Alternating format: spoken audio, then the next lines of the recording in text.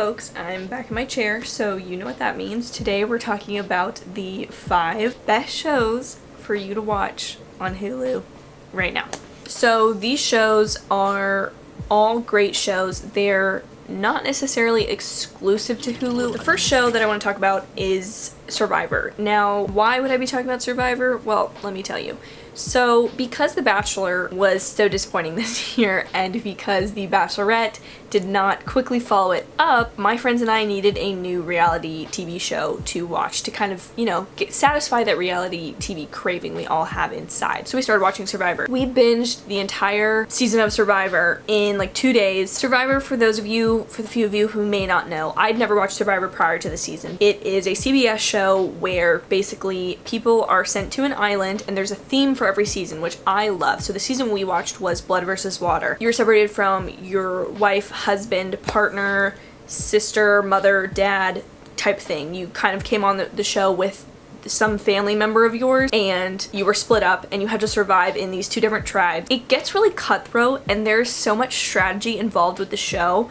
Once it gets to the later half, if you're looking for something to kind of like binge through and something that's a little bit maybe different than The Bachelor, Bachelorette, check out Survivor because it's really entertaining. Hulu has almost every single season of Survivor, including the most recent one, which actually just ended like during quarantine. Like they had to finish it on Zoom, basically. Check out Survivor either on CBS in the fall or on Hulu. The next show is one of my now all-time favorite shows, which is What We Do in the Shadows. The show is co-created by Taika Waititi and airs usually live on FX, but obviously again, Hulu the next day. By the way, FX is exclusively on Hulu now, in case you were curious. What We Do in the Shadows is a vampire mockumentary series that is based on Taika Waititi's film of the same name, which is based on his short film of the same name. So he jokes that this is like a long-running joke that just keeps being made into new formats, but him and I think Gene Clement, they star in the original 2 movies, but they are actually in a couple episodes of What We Do in the Shadows. What We Do in the Shadows follows the lives of 3 vampires, their energy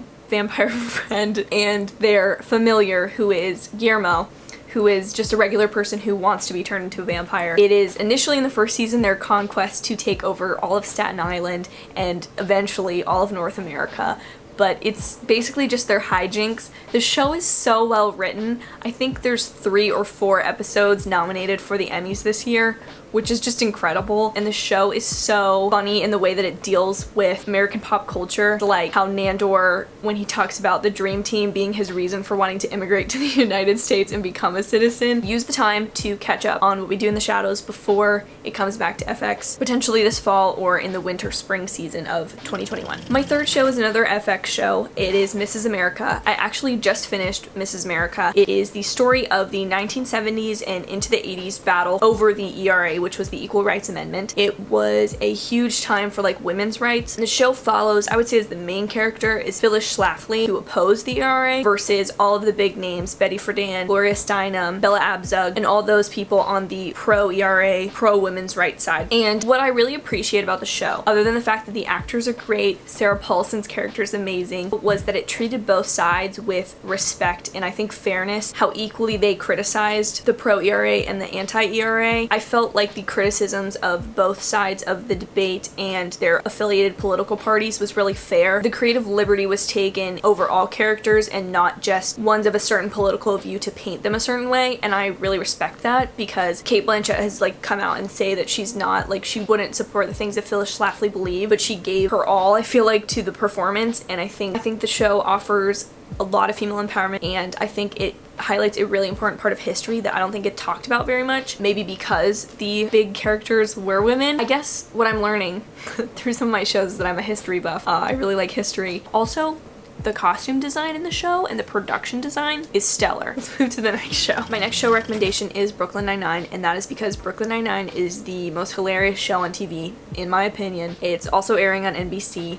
There was a lot of drama, if you follow like TV news, where Fox had canceled Brooklyn Nine-Nine, and the next day, thanks to the help of NBC and Lin-Manuel Miranda and the fans on Twitter, it was picked up the very next day by NBC, and I think the tone of the show has shifted a tiny bit on NBC. However, I think it's for the better. For those of you who don't know, Brooklyn Nine-Nine follows Jake Peralta, a detective at the 99th precinct in New York City, and he's kind of this cop that gets up to a lot of hijinks when the old police captain is replaced by Captain Raymond Holt, a no-nonsense, stickler to the rules captain. Jake's kind of got to adapt his style of policing to his new captain's roles, and the character development on this show is like none other on network TV right now other than This Is Us, which is on NBC. Brooklyn Nine-Nine is in its 7th season. The 8th season has been picked up for fall, I believe, but I think there's some really poignant episodes that deal with very topical issues. I think it handles a lot of different things with grace, and it's done that because of the way the writer's room and the cast is set up, that these are just people you can tell really care about not only their craft but what's happening in the world. I additionally really adore this show because each character has equal complexity, I would say.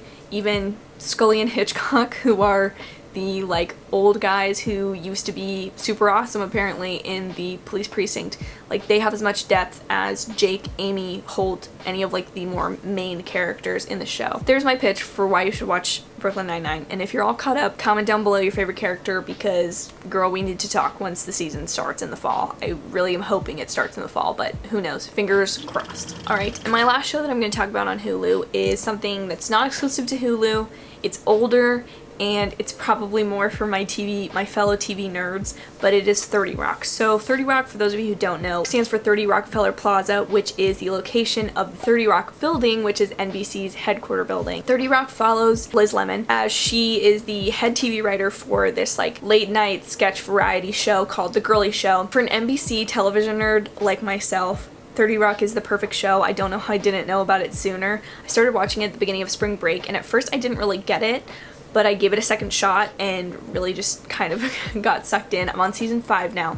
You can also watch this show on Peacock, which is where I watch it now. The show has a lot of really amazing guest appearances between late night comics. Jimmy Fallon and Conan O'Brien are both people that show up in the show. The show deals with so much behind the scenes TV drama and insight, not in the sense of like dramas on TV, but like inner workings between companies and conglomerates. But the best part of 30 Rock is the show's ability and NBC's willingness to air a show that so openly mocks the network that it's a part of. The amount of jokes and references in 30 Rock about things going on in NBC that are good and bad, it makes me appreciate NBC even more. My all-time favorite character in the show though, Kenneth the Page. As somebody who might potentially want to be an NBC Page someday, I love Page-like mentality and the references to Kenneth as a potential immortal being. The show's just too good, ladies and gentlemen, that I can't not recommend it. It is older, so you might be watching the first couple episodes and be like, wow, this is different. This is a little bit lower quality than I'm used to, but the show overall is so funny. For a TV nerd, this is a show you have to watch. Whether you like it or not, you have to watch it. And if you're a TV nerd, you'll probably love it. That's enough rambling for today. I hope you guys enjoyed this video. Did you agree with my recommendations? Is there other stuff on Hulu you think is better? Again, my point with this series is to kind of cover things that may not be watched, or like my personal favorite programs on each streaming platform, and not necessarily things that are well known. The Handmaid's Tale on Hulu, I've just started watching it. It's fantastic. A lot of people know that The Handmaid's Tale is Hulu. It's Hulu's big like House of Cards moment, and so I felt that that wasn't maybe necessary to point out to you. Thank you guys for watching. Have an amazing day and enjoy your binge sessions. Bye y'all.